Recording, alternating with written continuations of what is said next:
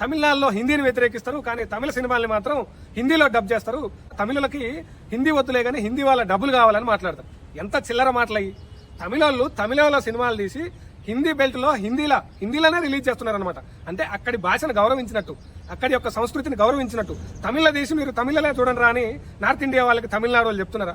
సిగ్గుండాలి కదా పవన్ కళ్యాణ్కి మాట్లాడితే.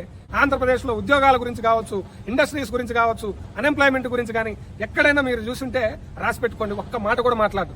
Is zero concern, is only concern about is political gains, political advantages. ఇంకోటి మాటలు ఏం మాట్లాడతాడు మొనగాడు? తమిళనాడులో తెలుగుని గోల్డ్ టీ అని పిలుస్తారంట.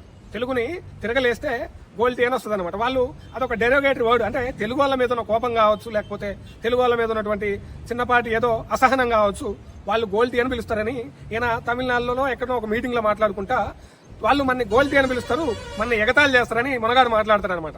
మనం అరవని పిలవట్లేదా వాళ్ళని? తమిళ వాళ్ళని అరవోళ్ళని అని అనట్లేదా మనం? అంటే ఎక్కడో ఒక వేదిక, ఎక్కడ వేదిక దొరికినా సరే రాష్ట్రాల మధ్య చిచ్చు పెట్టాలి.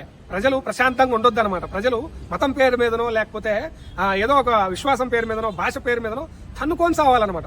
తన్నుకొని చేస్తే మనం అధికారంలో కూర్చొని మనం కాషాయ జెండా కట్టుకొని మనం ఇంత పొడుగు బొట్టు పెట్టి మెట్లు కడుక్కుంటా చెప్పులు వేసుకొని మాలేసుకొని తిరుగుతాం మనం.